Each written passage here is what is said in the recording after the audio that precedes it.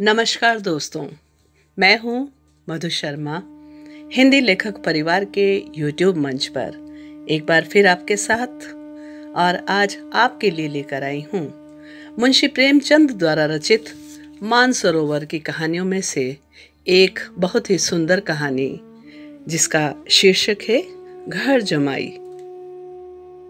हरिधन जेठ की दोपहरी में ऊख में पानी देकर आया और बाहर बैठा रहा। घर में से धुआं उठता नजर आता था। छन छन की आवाज भी आ रही थी। उसके दोनों साले उसके बाद आए और घर में चले गए। दोनों सालों के लड़के भी आए और उसी तरह अंदर दाखिल हो गए, पर हरिधन अंदर न जा सका। इधर 1 महीने से उसके साथ यहाँ जो बर्ताव हो रहा था, और विशेषकर कल उसे जैसी फटकार सुननी पड़ी थी, वह उसके पांव में बेड़ियां सी डाले हुए थी। कल उसकी सासी ने तो कहा था, देखो मेरा जी तुमसे भर गया, मैं तुम्हारा जिंदगी भर का ठेका लिए बैठी हूं क्या? और सबसे बढ़कर तो अपनी स्त्री की निष्ठुरता ने उसके हृदय के टुकड़े कर दिए थे। वह बैठी यह फटकार सुनती रही, पर एक बार भी तो उसके मुंह से न निकला कि अम्मा तुम क्यों इनका अपमान कर रही हो। बेटी गट गट सुनती रही। हाँ, शायद मेरी दुर्गति पर खुश हो रही थी। इस घर में वह कैसे जाए? क्या फिर वही गालियां खाने, वही फटकार सुनने के लिए? और आज इस घर में जीवन के 10 साल गुजर जाने पर यह हाल हो रहा है। मैं किसी से कम काम करता हूँ? दोनों साले मीठी नींद सो रहते हैं, और मैं बेलों को सानी पानी देता हूँ, छांटी काटता हूँ। वहाँ सब लोग पल पल पर चीलम पीते हैं, और मैं हूँ कि आंखें बंद किए अपने काम में लगा रहता हूँ। संध्या समय होने पर घर वाले गाने बजाने चले जाते हैं, और मैं घड़ी रात तक गाय भैंसे दूता हूँ। उसका यह पुरस्कार मिल रहा है कि कोई खाने को भी नहीं पूछता, उल्टे गालियां मिलती है।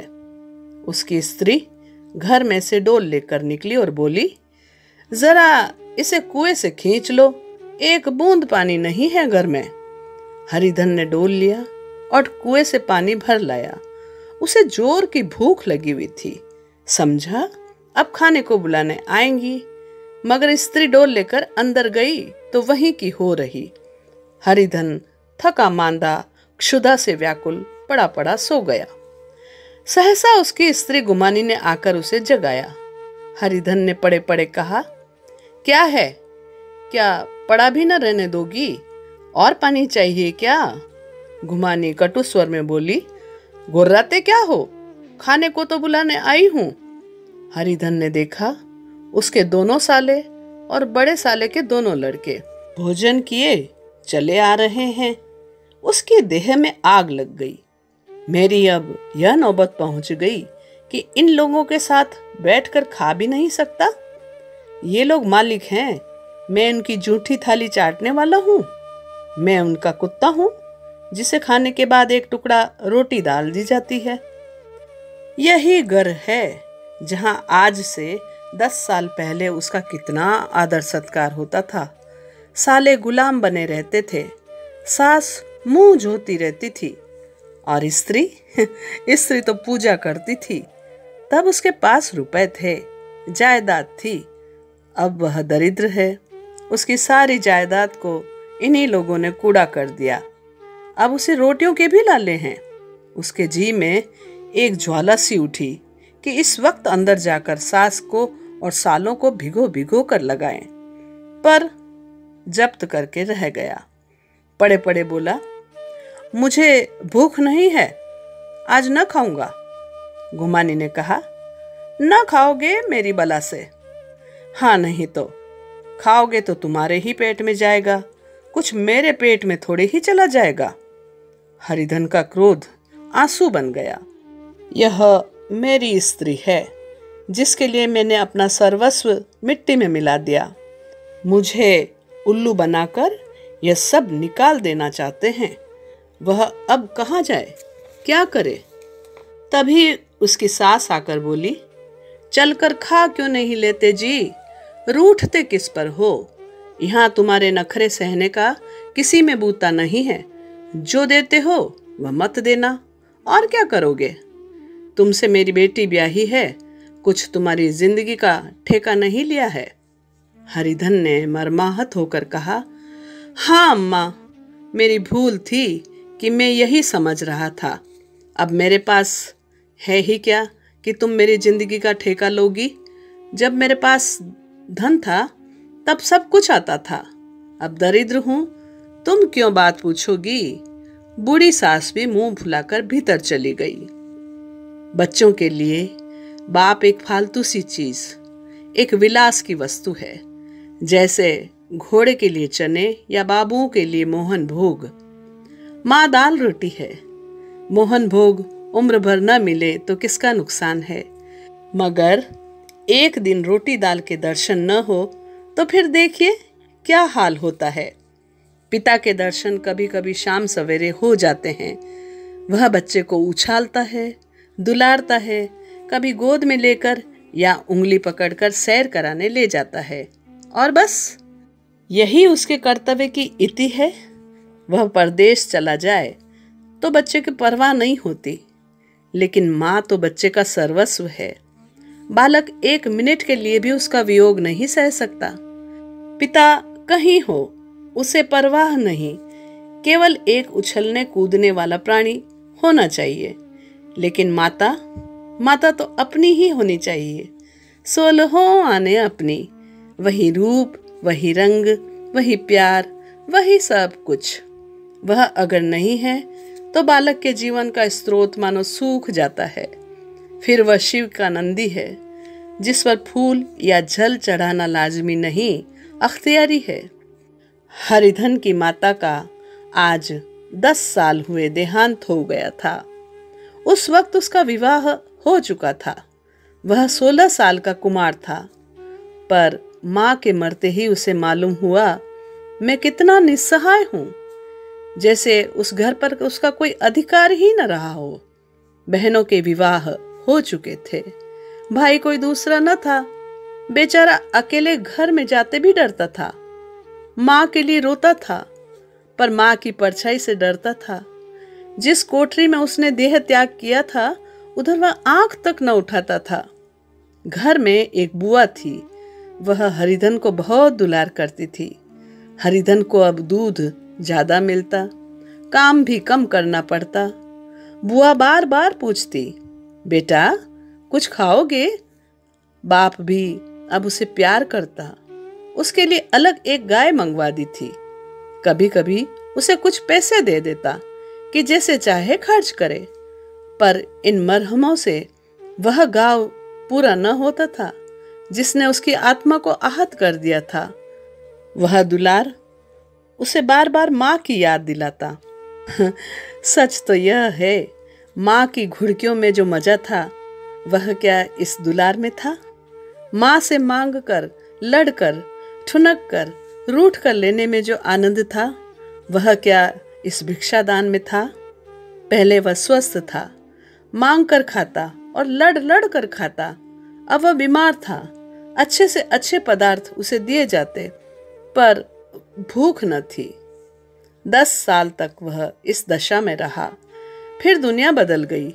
एक नई स्त्री, जिसे लोग उसकी माता कहते थे, उसके घर में आई और देखते देखते एक काली घटा की तरह उसके संकुचित भूमंडल पर छा गई। सारी हरियाली, सारे प्रकाश पर अंधकार का पर्दा पड़ गया। हरिधन ने इस नकली माँ से बात तक न की, कभी उसके पास तक नहीं गया। एक दिन घर से निकला और ससुराल चला आया। बाप ने बार बार बुलाया, पर उनके जीते जी वह फिर उस घर में न गया। जिस दिन उसके पिता के देहांत की सूचना मिली, उसे एक प्रकार का ईर्ष्यामय हर्ष हुआ। उसकी आंखों से आंसू की एक बूंद भी न आई। इस नए संसार में आकर हरिधन को एक बार फिर मातृ स्नेह का आनंद मिला। उसकी सास ने ऋषि वरदान की भांति उसके शून्य जीवन को विभूतियों से परिपूर्ण कर दिया। मरुभूमि में हरियाली उत्पन्न हो गई। सालियों की चुहल में, सास के स्नेह में, सालों के वाक विलास में और स्त्री के प्रेम में उसके जीवन की सारी आकांक्षाएं पूरी हो गई। सास कहती, बेटा तुम इस घर को अपना ही समझो, तुम ही मेरी आंखों के तारे हो। और वह उससे अपने लड़कों की बहुओं की शिकायत करती। वह दिल में समझता था, सास जी मुझे अपने बेटों से भी ज्यादा चाहती है। बाप के मरते ही वह घर गया और अपने हिस्से की जायदाद को कूड़ा करके रुपयों की थैली लिए बाहर आ गया। अब उसका दूना आदर सत्कार होने लगा। उसने अपनी सारी संपत्ति सास के चरणों पर अर्पण करके अपने जीवन को सार्थक कर दिया। अब तक उसे कभी कभी घर की याद आ जाती थी, अब भूल कर भी उसकी याद न आती, मानो वह उसके जीवन का कोई भीषण कांड था जिसे भूल जाना ही उसके लिए अच्छा था। वह सबसे पहले उठता, सबसे ज्यादा काम करता। उसका मनोयोग, उसका परिश्रम देखकर गांव के लोग दांतों तले उंगली दबाते थे। उसके ससुर का भाग बखानते, जिसे ऐसा दामाद मिल गया। लेकिन जो जो दिन गुजरते गए उनका मान सम्मान घटता गया। पहले देवता था, फिर घर का आदमी, अंत में घर का दास हो गया। रोटियों में भी बाधा पड़ गई, अपमान होने लगा। अगर घर के लोग भूखों मरते और साथ ही उसे भी मरना पड़ता तो उसे जरा भी शिकायत न होती। लेकिन जब देखता और लोग मूंछों पर ताव दे रहे हैं, केवल मैं ही दूध की मक्खी बना दिया गया हूं, तो उसके अंतःस्थल से एक लंबी ठंडी आह निकल जाती। अभी उसकी उम्र 25 साल ही तो थी। इतनी उम्र इस घर में कैसे गुजरेगी? और तो और उसकी स्त्री ने भी आंखें फेर ली। यह उस विपत्ति का सबसे क्रूर दृश्य था। हरिधन तो उधर भूखा प्यासा चिंता दाह में जल रहा था, और उधर घर में सास जी और दोनों सालों में बातें हो रही थी। गुमानी भी हाँ में हाँ मिलाती जाती थी। बड़े साले ने कहा, हम लोगों की बराबरी करते हैं, यह नहीं समझते कि किसी ने इनकी जिंदगी भर का बीड़ा थोड़े ही लिया है। 10 साल हो गए हैं, इतने दिनों में क्या 2-3 हजार न हड़प गए होंगे? तभी छोटे साले बोले, मजूर हो तो आदमी गुड़के भी, डांटे भी, अब इनसे कोई क्या कहे। न जाने इनसे कभी पिंड छूटेगा भी या नहीं। अपने दिल में समझते होंगे मैंने 2000 रुपए दिए हैं ना, पर यह नहीं समझते कि उनके 2000 वो तो कब के उड़ चुके हैं। 1.25 सेर तो 1 जून को चाहिए। सास ने गंभीर भाव से कहा, बड़ी भारी खुराक है भाई। गुमानी माता के सिर से जूं निकाल रही थी, सुलगते हुए हृदय से बोली, निकम्मे आदमी को खाने के सिवाय और काम ही क्या रहता है।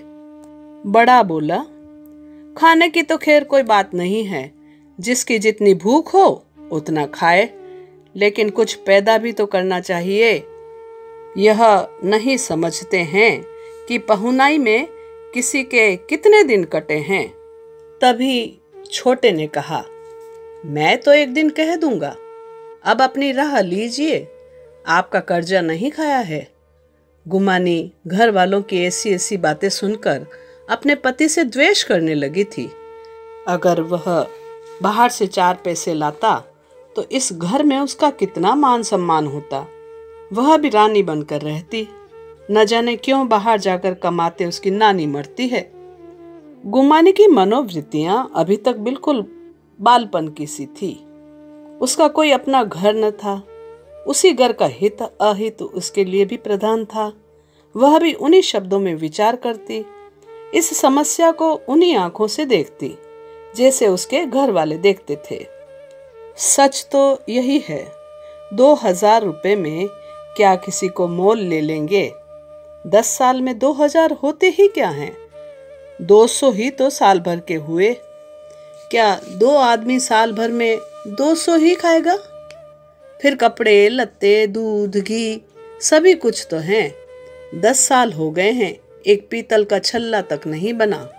घर से निकलते तो जैसे इनके प्राण निकलते हैं। जानते हैं कि जैसे पहले पूजा होती थी वैसे ही जन्म भर होती रहेगी। यह नहीं सोचते कि पहले और बात थी और अब और बात है। बहू भी पहले ससुराल जाती है तो कितना महानतम होता है। उसके डोली से उतरते ही बाजे बजते हैं। गांव मोहल्ले की औरतें उसका मुंह देखने आती है और रुपए देती है। महीनों उसे घर भर से अच्छा खाने को मिलता है, अच्छा पहनने को मिलता है। कोई काम नहीं लिया जाता। लेकिन 6 महीने के बाद कोई उसकी बात भी नहीं पूछता। वह घर की लौंडी हो जाती है। उनके घर में भी मेरी तो वही गति होती थी। फिर काहे का रोना? जो यह कहो कि मैं तो काम करता हूँ तो तुम्हारी भूल है। मजूर की बात और है। उसे आदमी डांटता भी है, मारता भी है। जब चाहता है रखता है, जब चाहता है निकाल देता है, कस कर काम लेता है। यह नहीं है कि जब जी में आया कुछ काम किया, जब जी में आया पढ़कर सो रहे। हरिधन अभी पड़ा अंदर ही अंदर सुलग रहा था कि दोनों साले बाहर आए और बड़े साहब बोले, भैया उठो, तीसरा पहर ढल गया है, कब तक सोते रहोगे? सारा खेत पड़ा हुआ है। हरिधन चट उठ बैठा और तीव्र स्वर में बोला, क्या तुम लोगों ने मुझे उल्लू समझ लिया है? दोनों साले हक्का बक्का हो गए। जिस आदमी ने कभी जबान नहीं खोली, हमेशा गुलामों की तरह हाथ बांधे हाजिर रहा, वह आज एकाएक इतना आत्माभिमानी कैसे हो गया? यह उनको चौंका देने के लिए काफी था। कुछ जवाब न सूझा। हरिधन ने देखा इन दोनों के कदम उखड़ गए हैं तो एक धक्का और देने की प्रबल इच्छा को न रोक सका। उसी ढंग से बोला, मेरी भी आंखें हैं, अंधा नहीं हूं और न ही बहरा। छाती फाड़ कर काम करूं और उस घर में कुत्ता समझा जाऊं? ऐसे गधे कहीं और होंगे। अब बड़े साले भी गर्म पड़े। तुम्हें किसी ने यहां बांध तो नहीं रखा है? अब की हरिधन लाजवाब हुआ। कोई बात न सूझी। बड़े ने फिर उसी ढंग से कहा, अगर तुम चाहो कि जन्म भर पाहुने बने रहो और तुम्हारा वैसा ही आदर सत्कार होता रहे तो यह हमारे वश की बात नहीं है। हरिधन ने आंखें निकाल कर कहा, क्या मैं तुम लोगों से कम काम करता हूं? बड़का बोला, अरे यह कौन कहता है?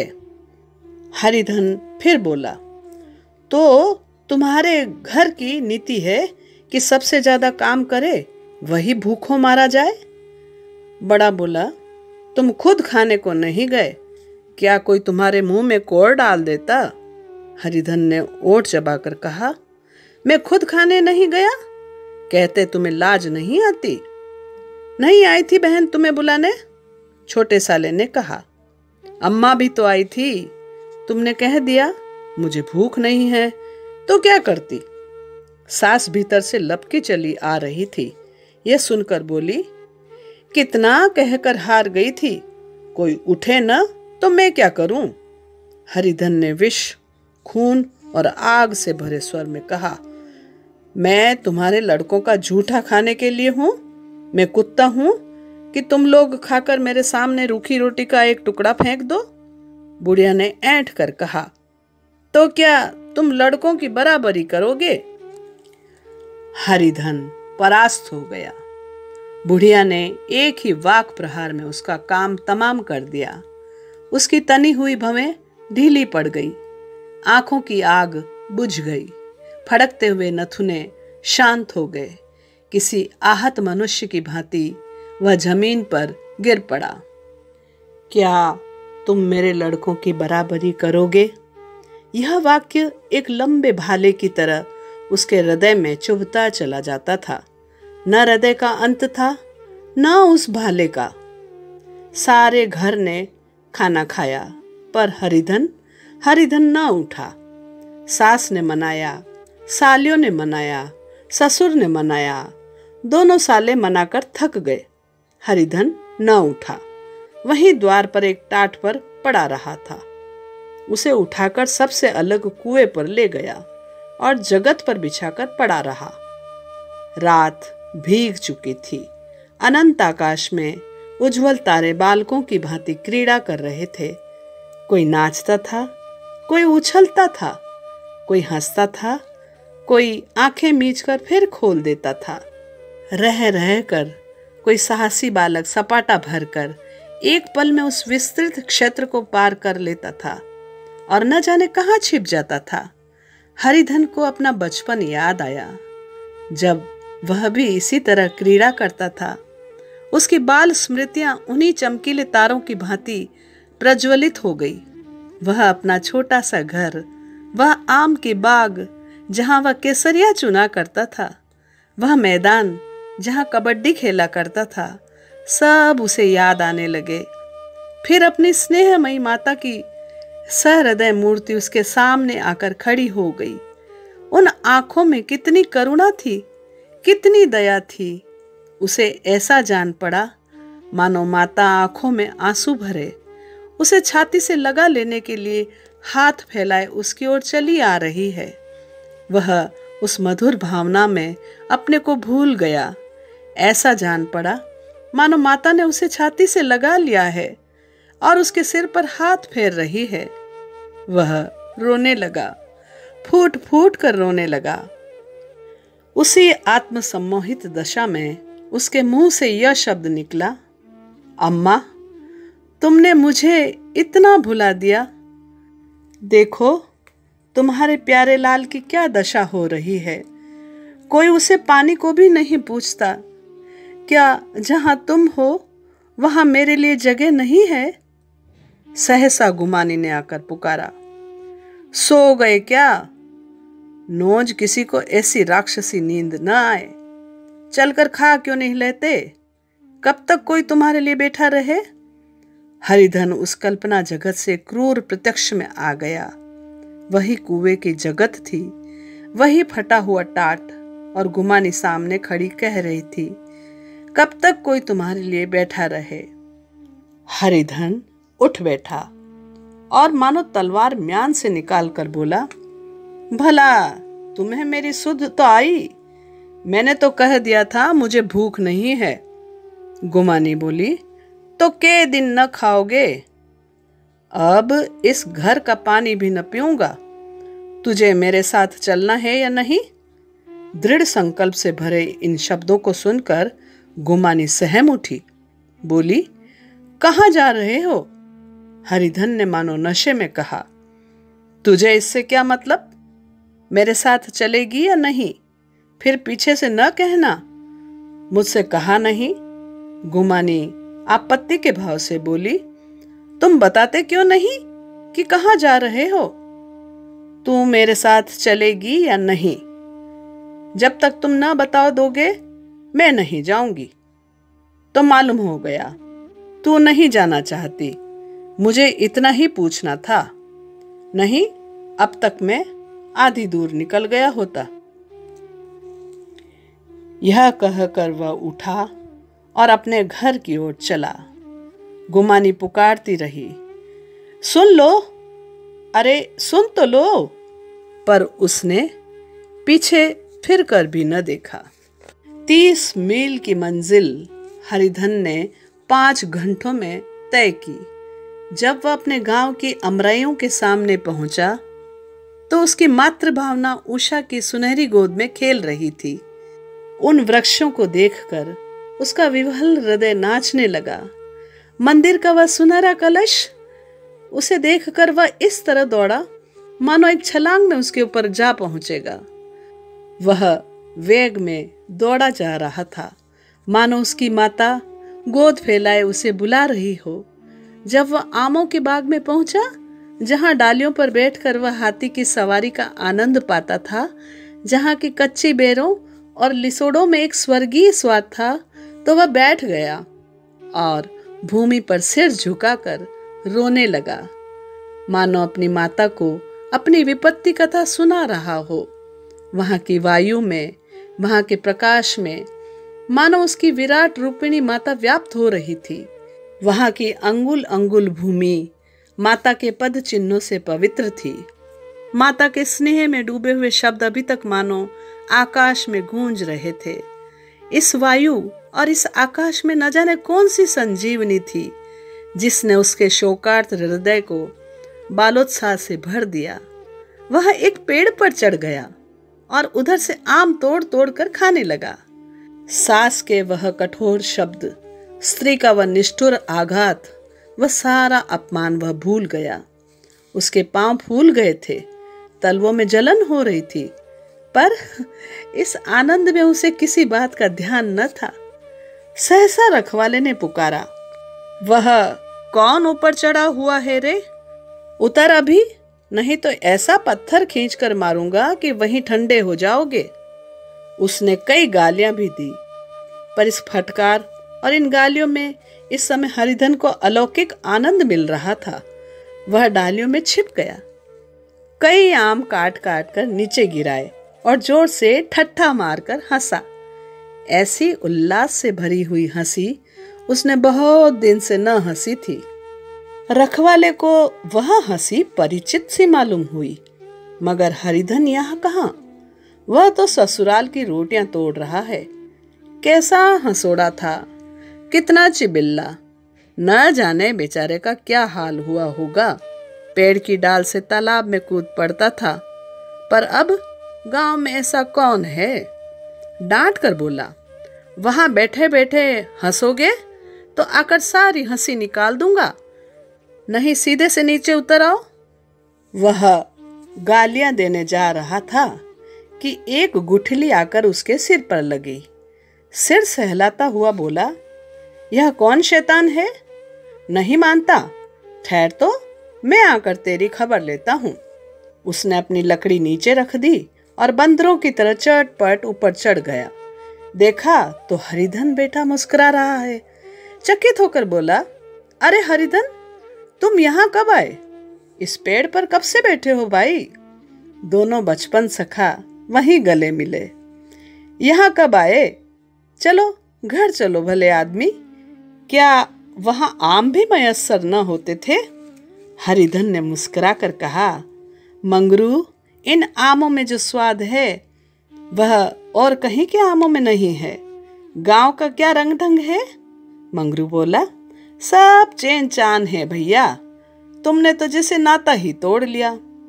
इस तरह से कोई अपना गांव छोड़कर जाता है भला? जब से तुम्हारे दादा मरे सारी गृहस्थी चौपट हो गई। 2 छोटे छोटे लड़के हैं, उनके किए क्या होता है? हरिधन बोला, मुझे अब उस गृहस्थी से क्या वास्ता है भाई, मैं तो अपना ले दे चुका। मजूरी तो मिलेगी ना, तुम्हारी गैया मैं ही चरा दिया करूंगा, मुझे खाने को दे देना।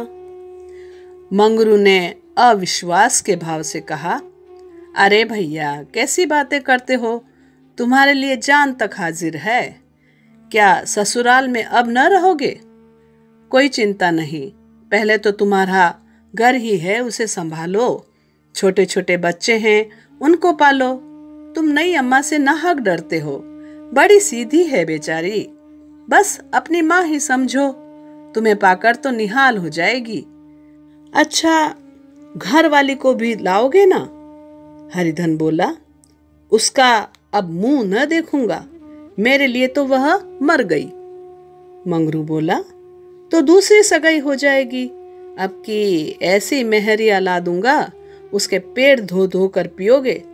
लेकिन कहीं पहली भी आ गई तो? हरिधन बोला, वह न आएगी। हरिधन अपने घर पहुंचा तो दोनों भाई भैया आए कहकर भीतर दौड़े और माँ को खबर दी। उस घर में कदम रखते ही हरिधन को ऐसी शांत महिमा का अनुभव हुआ मानो वह अपनी माँ की गोद में बैठा हुआ है। इतने दिनों ठोकरे खाने से उसका हृदय कोमल हो गया था। जहां पहले अभिमान था, आग्रह था, हेकड़ी थी, वहां अब निराशा थी, पराजय थी और याचना थी। बीमारी का जोर कम हो चला था, अब उस पर मामूली दवा भी असर कर सकती थी। किले की दीवारें छिद चुकी थी, अब उसमें घुस जाना असाध्य न था।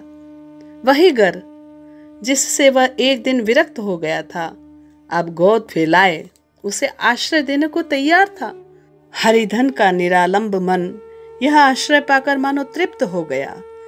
शाम को विमाता ने आकर कहा, बेटा तुम घर आ गए, हमारे धन भाग। अब इन बच्चों को पालो। माँ का नाता न सही, बाप का नाता तो है ही। मुझे एक रोटी दे देना, खा कर एक कोने में पड़ी रहूंगी। तुम्हारी अम्मा से मेरा बहन का नाता है, उस नाते से भी तो तुम मेरे लड़के होते हो ना। हरिधन की मात्र विह्वल आंखों को विमाता के रूप में अपनी माता के दर्शन हुए। घर के एक एक कोने में मात्र स्मृतियों की छटा चांदनी की भांति छिटकी हुई थी। विमाता का प्रौढ़ मुखमंडल भी उस छटा से रंजित था। दूसरे दिन हरिधन फिर कंधे पर हल रखकर खेत को चला। उसके मुख पर उल्लास था और आंखों में गर्व। वह अब किसी का आश्रित नहीं, आश्रयदाता था। किसी के द्वार का भिक्षुक नहीं, घर का रक्षक था। एक दिन उसने सुना गुमानी ने दूसरा घर कर लिया। माँ से बोला, तुमने सुना काकी, गुमानी ने घर कर लिया। काकी ने कहा, घर क्या कर लेगी ठट्ठा है, बिरादरी में ऐसा अंधेर, पंचायत नहीं अदालत तो है। हरिधन ने कहा, नहीं काकी, बहुत अच्छा हुआ। ला महावीर जी को लड्डू चढ़ाऊं। मैं तो डर रहा था कि कहीं मेरे फिर से गले न आ पड़े। भगवान ने मेरी सुन ली। मैं वहां से यही ठान कर चला था कि अब उसका मुंह कभी न देखूंगा। तो साथियों, यह थी कहानी घर जमाई। उम्मीद करती हूँ आपको पसंद आएगी। कहानी को लाइक करें, कमेंट करें और चैनल को सब्सक्राइब करना न भूलें। और हाँ, कहानी को अन्य साहित्य प्रेमियों तक अवश्य साझा करें। धन्यवाद। अगर आपको रचना पसंद आती है तो लाइक और कमेंट्स जरूर करें और शेयर कीजिए।